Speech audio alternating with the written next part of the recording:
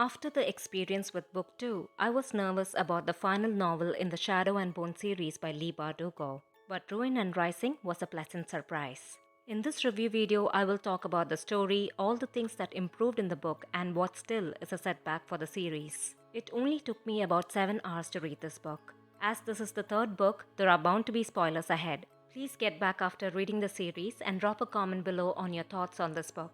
If you have any fantasy book recommendations for me, do let me know. Now, let's start with a quick summary. After escaping the Darkling, Alina and Mal have taken refuge deep underground amongst the faithful followers of the Sun Summoner. But without sunlight, she has lost her ability to call her powers and is held as a prized hostage by the Apparat, who only cares about using Alina's position as saint to establish his own control. The first and second army are in shambles while the fallen capital is now ruled by the Darkling. Alina knows she must return to the surface to find the third amplifier, the Firebird, and join forces with Nikolai, who is now the only remaining hope for the Ravkan throne. Claiming the Firebird may be the only way to win against the Darkling, but it may call for a sacrifice so great that Alina could end up losing everything worth fighting for. Ruin and Rising is definitely a step up from the earlier books. Every event and conflict had a purpose and was resolved quickly. There is no lingering and drawn-out boring scenes. One of the top strengths of the series is its elegant writing style. Some of the passages on life and love were deep and thoughtful.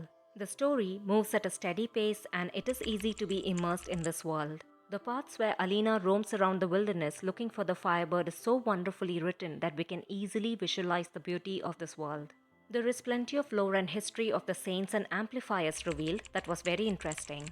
I like that we get to explore the Darkling's past that lets us understand his motives better. It still wasn't enough to redeem his character or make him relatable. Alina's companions and their fun banter made a world of difference to the overall tone of the story. This was the aspect that was missing from the previous books. Many of the side characters stood out very well and had a positive impact on the story. As always, Nikolai is the best character in the series. Even under the control of darkness, he was able to maintain a little bit of his personality, never forgetting himself fully. A shout out to Genya for displaying such fierce strength in accepting her reality and focusing firmly on the future than her terrible past.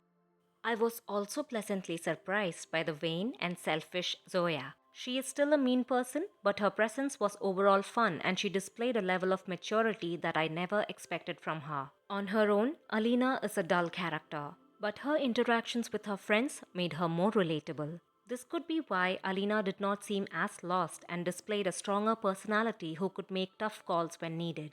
I have a greater appreciation for Mal as he too has improved from the insecure brooding character. We finally get to learn about his past and what drives him forward. Though he remains as a silent observer mostly, he has a sense of purpose now and is more cheerful to hang around with.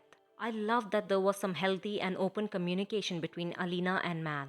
I did see the twist coming about Alina having to make the ultimate sacrifice. It was kind of obvious, but the way all the events and history was revealed was still fantastic. The final battle was not very grand, but I was content with how it began. At some point, I knew the battle plan might fail and Alina may have to take some drastic steps to win the war.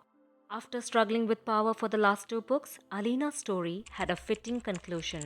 I could never picture her as being a great Grisha leader or becoming the queen. Her story has come full circle. She gets to live an ordinary, almost content life at the very place where she had the best memories of her childhood. It is a bittersweet ending for her. I loved the way the last couple of pages narrated the aftermath. It was very fulfilling and written with such care that it seemed like the author was saying a sweet goodbye to her beloved characters.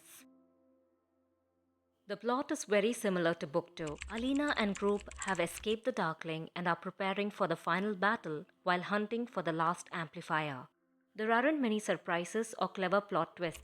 Character work has been a consistent issue with the series. Though Alina seemed better written and Mal was much more tolerable, I would not call it as a great character growth for them. This is Alina's story told from her point of view. Through her, we learn about the side characters but only on a surface level. And yet, it was these characters that did more for the story than the main leads. The Darkling has lost his spark since Book 1. Other than us learning about his past, his arc is the same as in Book 2. He learns new tricks, does sneak attacks, and then has a final showdown with Alina at the end. I feel the Apparat was not used to his full potential. It also left a slight bitter taste in the end when the Apparat got away with betrayal and continued to stay in power using Alina's position as saint. The outcome of the final battle was as expected, and it also ended a little too quickly. I do wish that the Darkling's misery was a little more drawn out for all the evil he has done. The overall ending left some open-ended questions too. Ruin and Rising is the better book in the Shadow and Bone series. What makes it so? An engrossing narration plus an emotionally compelling idea of a ragtag group of traumatized youngsters leaning on each other for strength in the face of overwhelming odds. Does it have flaws? Absolutely. This story may be too nicely wrapped for others' liking, but it worked for me. It is a one-time read, but I will not be recommending the series to those who enjoy grim, action-oriented stories with well-developed characters.